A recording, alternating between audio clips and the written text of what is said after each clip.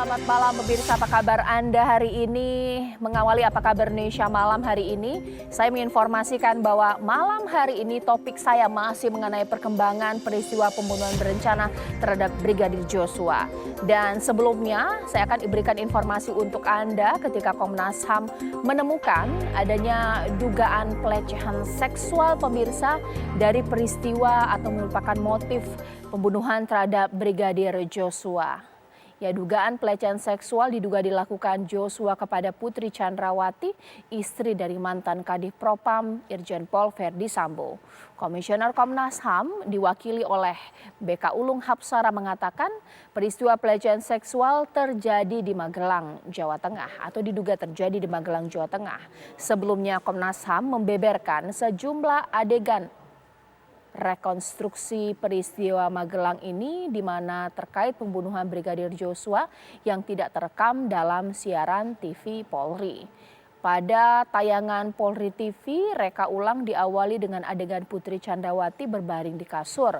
Namun sebenarnya adegan rekonstruksi itu dimulai dengan adegan Putri menonton televisi. Setelah itu adegan Brigadir Joshua yang ingin membopong Putri Chandrawati.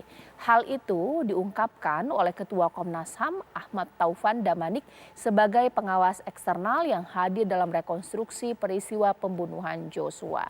Apa dasar Komnas HAM menyimpulkan dugaan terjadi atau dugaan pelecehan seksual terjadi di Magelang? Apakah ada bukti-bukti pendukung termasuk CCTV atau hanya berdasarkan kesaksian para tersangka? Lantas, bagaimana juga mengenai tanggapan kuasa hukum Brigadir Joshua atas rekomendasi dari Komnas HAM tersebut? Itu yang akan saya bahas di Apa Kabar Indonesia malam hari ini. Di studio TV One pemirsa sudah bersama saya di sini Mas Mansur Febrian yang merupakan kuasa hukum dari almarhum Brigadir Joshua dan pengamat hukum pidana kita di sini Pak Ahyar Salmi, sambil pemirsa saya menunggu juga kuasa hukum dari Baradae yakni Bang Roni Talapesi dan juga mantan Kabareskrim Komjen Pol Purnawirawan Susno Duaji. Tapi mungkin saya ke Mas Febri terlebih dahulu. Mas Febri, sebenarnya apa sih tanggapan dari kuasa hukum mendengar rekomendasi dari Komnas HAM? Karena sudah dapat bocoran adegan yang tidak ditampilkan dalam TV Polri, ada adegan menonton TV dan ada adegan Joshua mau bopong Ibu Putri. Bagaimana tanggapannya? Baik, terima kasih Caca. Terkait penyampaian daripada Komnas HAM hari ini, kami juga cukup bingung. Hal itu disampaikan apa berdasarkan hasil daripada rekonstruksi kemarin, keterangan daripada tersangka, atau memang Komnas HAM ini sudah secara independen memeriksa daripada alat bukti dan juga keterangan saksi lainnya secara independen tentunya. Karena dari awal juga Komnas HAM ini kan mengatakan ini lembaga yang independen dan imparsial. Tentunya cara pengujiannya itu dilakukan dengan metode yang mereka miliki dan independensi yang mereka miliki. Nah, tujuannya juga Komnas HAM ini mengarahnya mau ke arah mana? Apakah arah perlindungan hukum untuk si para tersangka atau untuk yang sudah menjadi almarhum? Kita tidak ingin terbawa terkait dugaan pelecehan seksual. Kenapa? Karena satu, sudah dinyatakan SP3. Itu tidak pernah ada. Kalau misalnya akan lompat ke Magelang misalnya, itu locus tempus delictinya sangat jauh sekali. Hingga tiba-tiba loncat karena skenario awal Duren 3 ini gagal. Menurut hemat kami sudah gagal total dan semua orang banyak yang terkena prank. Apakah karena sudah ada hal yang gagal ini tiba-tiba kita menuju kepada Magelang? Nah, dari Magelang ini apakah memang ada CCTV? Siapa juga saksinya yang menyaksikan hal tersebut? Ketika diarahkan itu ke arah pelecehan seksual. Bentuk pelecehan seksualnya seperti apa? Kita juga tidak pernah tahu. Nah, kenapa tidak pernah juga dilaporkan? Gitu loh. Kenapa juga si almarhum ini misalnya kalau kita ikuti alur Komnas HAM ya, bahwa ada dugaan pelecehan seksual di Magelang. Kenapa harus dibunuh secara sadis? Kenapa harus ada perencanaan pembunuhan dengan terstruktur dan sistematis? Kemudian dibantu oleh para pihak dalam hal ini anggota Polri yang sudah dinyatakan sebagai obstruction of justice dan juga malah turut serta dalam hal ini. Kenapa harus seperti itu? Sesadis itukah Propam kita? Oke. Iya, ditahan dulu Mas Febri. Sekarang saya ke Pak Susno Duaji. Pak Susno, karena Pak Susno mengikuti benar mengenai kasus ini, bahkan pendapat dari Pak Susno banyak dikutip oleh media. Pak, kalau seperti kita ketahui, saya jujur memang agak sedikit bingung mengenai ada tidaknya dugaan pelecehan seksual. Karena memang sempat Kapolri mengatakan dalam RDP, kita tidak perlu ke arah sana, tapi memang ada sesuatu yang dianggap mengelukai harkat keluarga, tapi bukan pelecehan seksual. Tapi ternyata Komnas HAM sekarang memberikan rekomendasi tentang ada dugaan pelecehan seksual. Ini bagaimana pendapatnya Pak Susno? Pertama, ya, pelecehan seksual kan sudah dihentikan. Menghentikannya itu bukan karena tersangka meninggal. Kapolri sendiri yang menyatakan dalam forum resmi DPR, itu resmi sekali itu, menyatakan tidak ada pidana itu. Itu udah jelas itu. Yang kedua, Komnas HAM, mohon maaf ya, melewati garis gitu ya. Melewati garis, kenapa? Kalau betul itu ya, saya nggak dengar statement itu. Ya, tapi kalau betul itu kebablasan. Kenapa? Keterangan yang didapat Komnas HAM itu dari siapa? Brigadir Joshua sudah meninggal kok, nggak bisa dicocokkan. Ada keterangan saksi dari segerombolan orang yang sama, posisi mereka sama tersangka. Jadi apapun juga yang mau diperbuat oleh mereka, itu kan nggak bisa dicocokkan. Ketiga, Komnas HAM ini bukan penyidik tindak pidana ini. Dia tidak pernah menyidik pro justia untuk saksi, tidak pernah menyidik pro justia untuk tersangka, tidak pernah menyidik pro justisia untuk ahli. Demikian juga mereka tidak pernah memeriksa laboratorium forensik karena dia nggak punya laboratorium forensik kok. Dia kan hanya dapat lemparan-lemparan saja. Keempat, yang berikut, agak aneh Komnas HAM mengatakan ada adegan tapi tidak ditampakkan. Nah, kok main bahasa Jawanya selintut ya, selintat-selintut. Tapi mudah-mudahan saja itu tidak benar ya pernyataan Komnas HAM ya. Tapi kalau benar demikian, ya melewati garis, kasihan penyidiknya. Penyidik sudah bekerja keras, sudah bagus, gitu, sudah jalan, kok dikacaukan lagi? Atau memang ini dipelihara oleh Komnas HAM? Mudah-mudahan saja saya yang salah gitu. Ya. Jadi nggak benar lah itu lah. Baik, ditahan dulu Pak Susno. Mungkin sekarang saya ke Pak Ahyar di sini, Pak. Saya juga mungkin boleh diberikan pencerahan secara hukum karena menurut hemat saya bahwa ketika seseorang itu sudah meninggal dunia, proses hukum tidak bisa dilanjutkan. Ketika ada rekomendasi dari Komnas HAM, bisa tidak ini membuka cakrawala kasus dibuka kembali meski Joshua sudah tidak ada?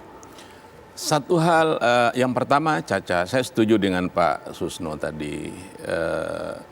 Ini ranah pidananya bukan pelanggaran HAM atau mereka menafsirkan ada pelanggaran HAM.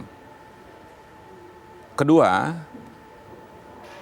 delik ini adalah termasuk delik susila jenisnya, pelanggaran seksual ini. Ini adalah delik aduan. Seharusnya kalau yang mengadukan itu adalah korban atau keluarga korban. Nah, ini apakah laporan ini apa kira-kira bentuk pengaduan? Tentu juga tidak ya. Rekomendasi? Iya, rekomendasi juga kok dibuka. Okay. Sedangkan sidang mengenai masalah asusila itu tuh tertutup untuk umum. Kecuali putusannya nanti. Ini saya juga nggak tahu, bisa saja saya juga udah lupa-lupa ingat juga tentang persoalan kewenangan dari masalah Komnas HAM ini. Kalau dia menyidik, sidik apa yang di bidangnya? Apakah bisa rekomendasi? Kalaupun bisa, kalau tertutup, mungkin ya, saya nggak tahu juga seperti Pak Susno disampaikan terbukakah atau tertutup. Kalau tertutup mungkin masih bisa dimaklumi lah, tapi kalau dikemukakan secara terbuka, ini sebenarnya persidangannya saja tertutup. Nggak boleh terbuka delik susila ini tadi. Nah, ini yang barangkali pengetahuan saya yang masih belum sampai ke situ.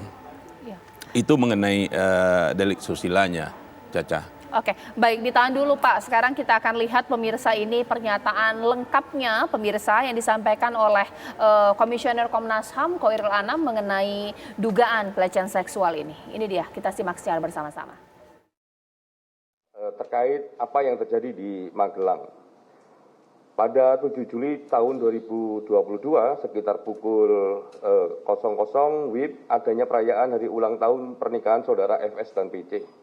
Pada tanggal yang sama terdapat dugaan kekerasan seksual yang dilakukan oleh Brigadir J terhadap saudari PC di mana saudari FS pada saat yang sama tidak berada di Magelang. Berikutnya adalah ancaman terhadap Brigadir C setelah saudari S dan saudara KM membantu saudari PC untuk masuk ke dalam kamar pasca peristiwa dugaan kekerasan seksual. Jadi ancaman ini terkonfirmasi di sini kami mendapatkan informasinya yang waktu itu squad itu menjadi squad gitu ya. Ini ada peristiwa di Magelang sana. Kemudian analisa atau temuan faktual, kita masuk kepada konstruksi peristiwa dan analisa faktualnya. Yang pertama, konstruksi peristiwa. Berdasarkan temuan faktual dalam peristiwa kematian Brigadir J, disampaikan bahwa terjadi peristiwa pembunuhan terhadap Brigadir J yang merupakan tindakan extrajudicial killing yang memiliki latar belakang adanya dugaan kekerasan seksual. Extrajudicial killing terhadap Brigadir J terjadi dengan perencanaan di lokasi rumah Saguling 3. Peristiwa pembunuhan yang terjadi tidak dapat dijelaskan secara detail karena terdapat banyak hambatan, yaitu adanya berbagai tindakan obstruction of justice yang dilakukan oleh berbagai pihak.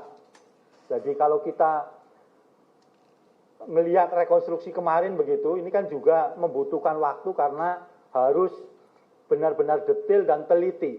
Apalagi kemudian kepolisian selalu bilang harus scientific crime investigation. Nah, pada titik itu karena sudah TKP-nya dirusak dan segala macam, juga ini yang kemudian menghambat kenapa kemudian penjelasan-penjelasan yang lebih detail ini dan pasti ini masih ada banyak pertanyaan. Dan ini yang seperti tadi Pak Anam sampaikan harus ditunggu di pengadilan.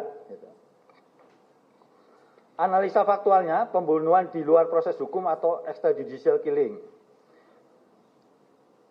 Pembunuhan Brigadir J merupakan extrajudicial killing atau pembunuhan terhadap seseorang tanpa proses peradilan atau di luar proses hukum dan merupakan pelanggaran terhadap hak yang paling mendasar, yaitu hak untuk hidup. Tidak terdapat penyiksaan. Seperti tadi dasarnya, tidak terdapat tindakan penyiksaan maupun penganiayaan terhadap tubuh Brigadir J yang dibunuh pada 8 Juli 2022 di rumah dinas ex Kadif Propam Polri, Jalan Duren 3 nomor 46, baik berdasarkan hasil otopsi pertama maupun otopsi kedua. Ya, nanti Mas Febri boleh ditanggapi ya, karena dari pernyataan Kuat Ma'ruf, Joshua sempat dilarang untuk ke kamar. Nah, dari keterangan keluarga, Joshua dekat dengan keluarga Ibu Putri dan juga Pak Sambo. Sampai masuk ke kamar nggak ya? Sesaat lagi di Apa Kabar Indonesia Malam.